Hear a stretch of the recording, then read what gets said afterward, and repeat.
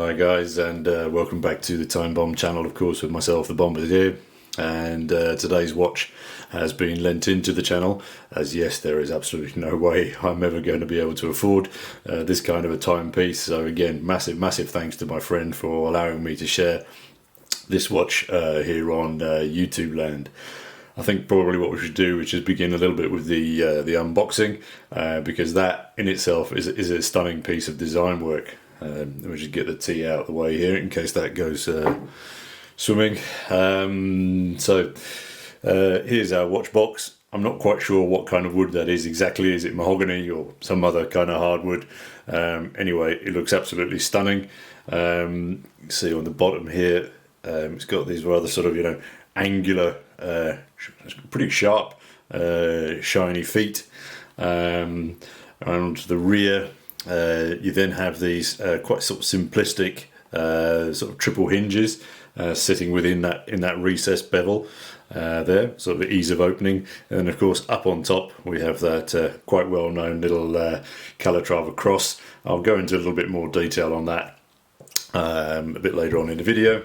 And of course up front, just a nice simple clasp. So lift him up to see, and there we go, to reveal today's masterpiece. So what I'm just going to do, pause there, readjust the camera, and get a little bit up close and personal with what is this stunning reference 96 for you. Cheers. Okay, so just a little bit of camera readjust there. As I was saying, so what we're looking at today, of course, is the Patek Philippe Ref 96 Calatrava, and yeah, just check that thing out. An absolutely stunning piece of history. Indication is that this watch is from early 1930s, quite possibly 1934, depending on our level of detective work. And yeah, for the eagle-eyed amongst you, yeah, you'll have spotted, yeah, the small second hand is not working. Unfortunately, this watch does need a little bit of TLC to get it up and running again, but it is being sent off tomorrow to those that can. So yeah, hopefully next time we see it, it'll be working. And yeah, of course, again, whilst we're talking about those eagle-eyed amongst you, yeah, the box is not original, not the original. Excuse me. It is a PP, but yeah, clearly not from this watch. I think it's fair to say that nowadays the Calatrava almost introduces itself in being unarguably iconic, and for many people out there, it is indeed one of the greatest watch designs of all time. Just make sure we get a nice shot of it there while I'm rabbiting on. Since this is the reference 96, there have been several variations on this theme with a number of other dials, metals, etc. But I'm not going to go into those today. So as I was saying, as I said, those other variations on the Calatrava, I think I'm going to leave them alone. I think probably they've been covered by a lot of other people in a lot of other vids. But I feel a little bit of background to the specific model is highly pertinent, because again, history was changed or made with this watch. So the Calatrava, the reference 96, came about after the Stern brothers purchased a part of Patek Philippe back in 1932. This was because, bizarrely, PP at that time were in a spot of financial bother, and thankfully the Stern brothers, who had previously supplied PP and other manufacturers at the time with dials, sort of came to the rescue. I imagine that back in the early 1930s, for most gents, the pocket watch was still king. But I think we all realise that World War I had certainly made wristwatches more tool-like and more widespread. And then, of course, as I said, so the Stern brothers' first contribution to PP was the Calatrava Reference 96. And for many, I think we all agree that this watch defines dress watches, and also the standard that has been set for dress watches. Consequently, I'm conscious of the fact that I'm getting a little bit of glare off the light there. But yeah, what I wanted to just reference. So the Calatrava cross that I mentioned at the top.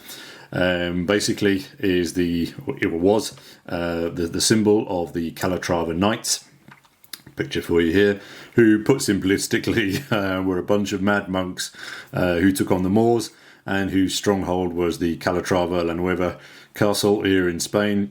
So this is basically where they lived. But the cross itself, that symbol, had actually been registered with PP back in the late 1800s. So it seems with Stern Brothers assumed that was then a logical step to have named this watch and start using that symbol or symbology accordingly. If we sort of again consider the time period, the 1930s, and watch design and design in general, clearly there is a nod by PP to their Teutonic cousins of the Bauhaus design school.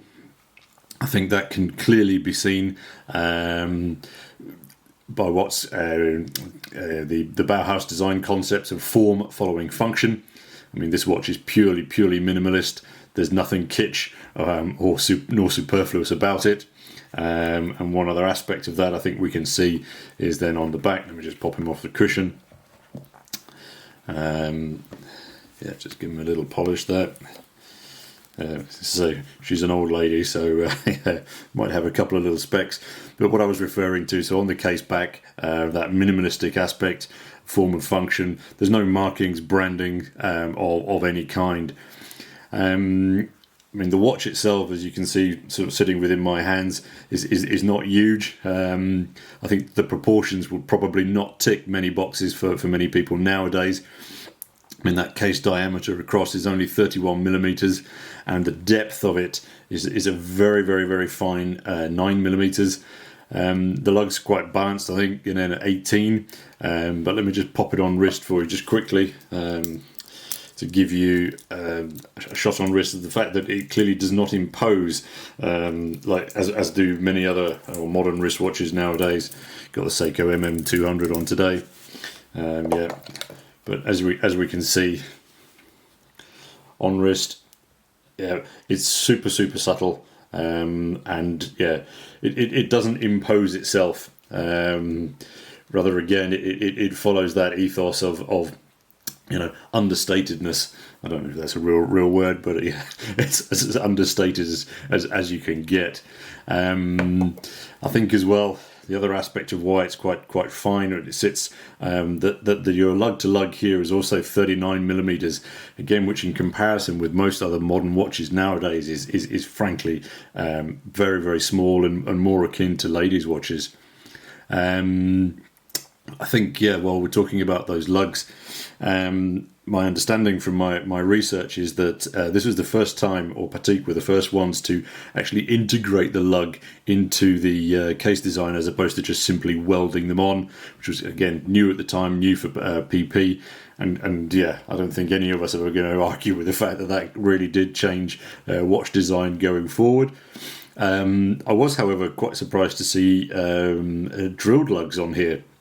I understood that drilled lugs came in much later on, but again, maybe that's just the books that I've read on watch history. So if you guys actually can correct that, again, were Patek the first to do that here, or did somebody else do that? Again, I'm not completely sure.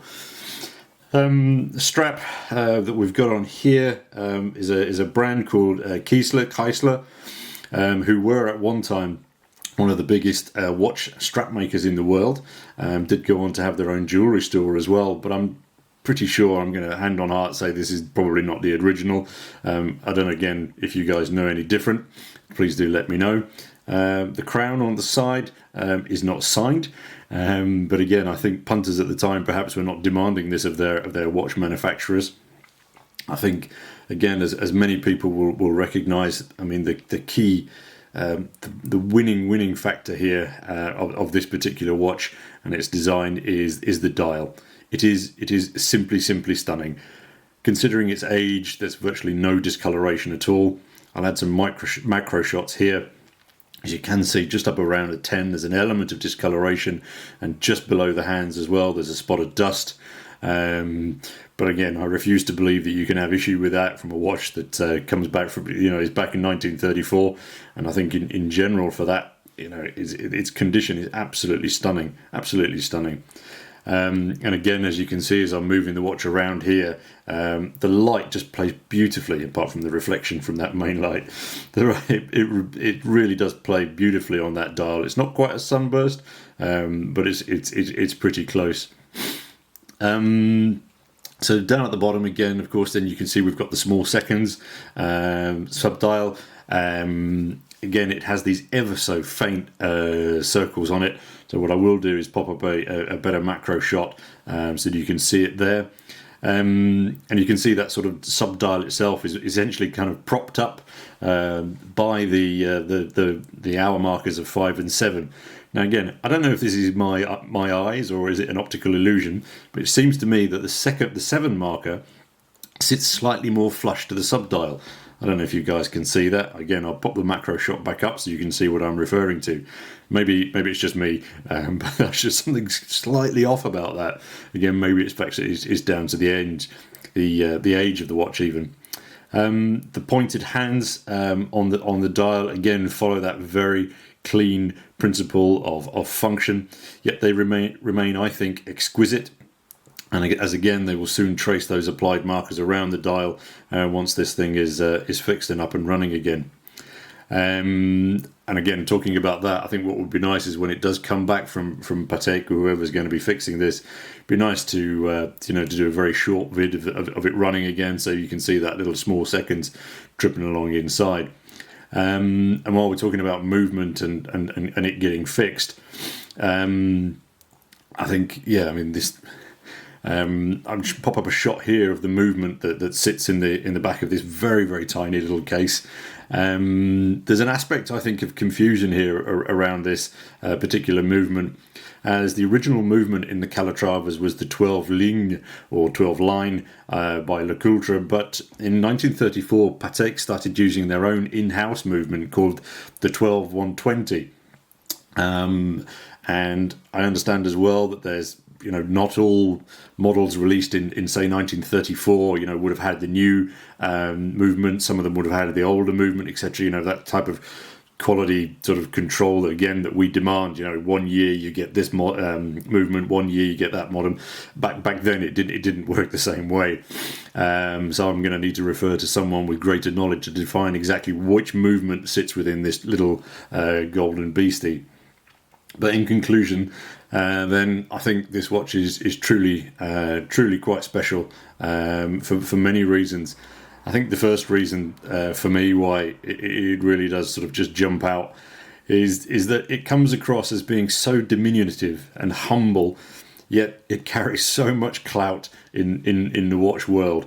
I think there are so few detractors in the watch world who would look at this and mock it or say it doesn't do this or it hasn't done that. I mean, it truly is up there, sort of in the Hall of Fame. Secondly, I think whilst again this watch is so understated, I mean the watch designers at the time then clearly went to such lengths to keep it that way.